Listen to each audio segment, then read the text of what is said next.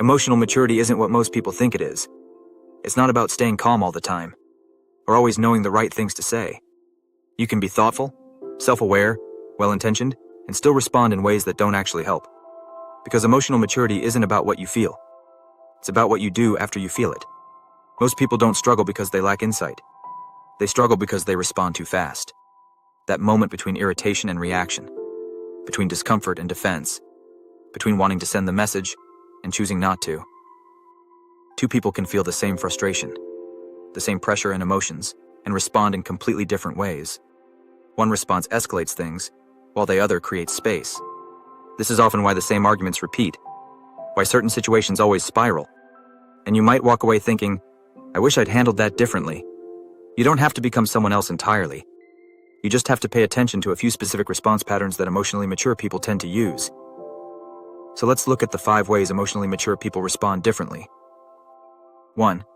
They pause before they react. Emotionally mature people still feel irritation. They still feel anger, and still feel the urge to respond immediately. The difference isn't emotional control, it's timing. Instead of reacting in the first second, they create a pause.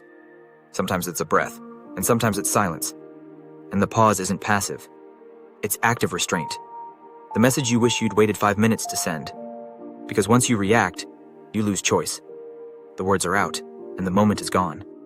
And pausing doesn't mean suppressing what you feel. It means recognizing that feelings don't need to be expressed immediately to be valid. This is where many people get stuck. They confuse feeling strongly with needing to act immediately. Emotionally mature people don't do that. They let the feeling exist without letting it drive the response.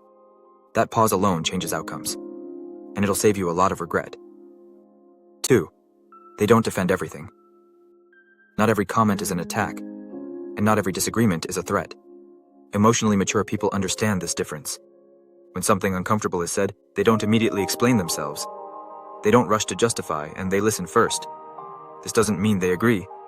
It doesn't mean they're accepting blame that isn't theirs. It means they don't confuse listening with losing. Constant defense feels protective, but most of the time, it just creates friction. It keeps conversations stuck, and it turns small moments into power struggles. Emotionally mature people choose restraint over reflex. They let the other person finish. They take in what's actually being said, and only then do they decide whether a response is needed. This choice alone changes how safe people feel around you. 3.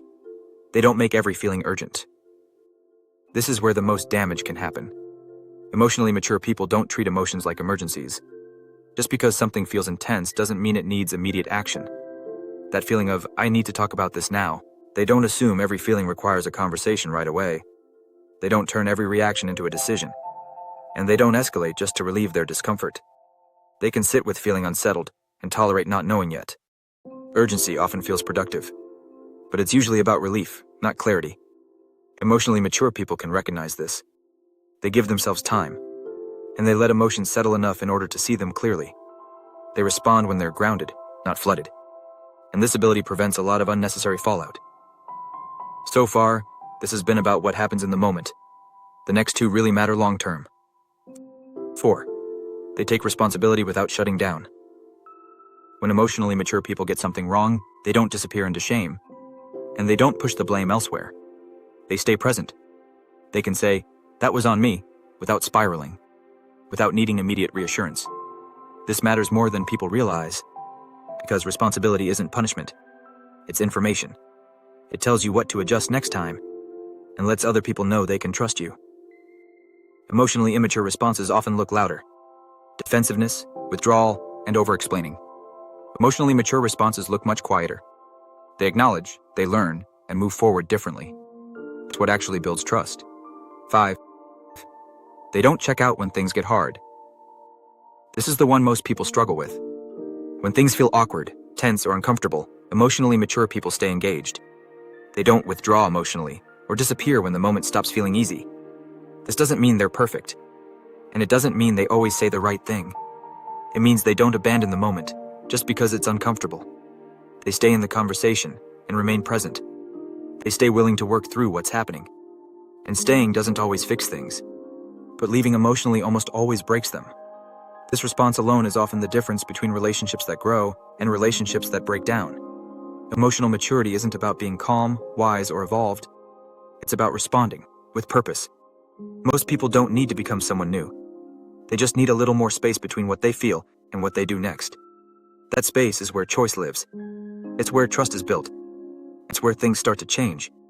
If this landed, take it slowly. Notice one moment this week where you respond differently. That's how it begins. You've been watching The Soft Skills. Like and subscribe for more thoughtful takes on how we show up and how to respond in ways that actually help.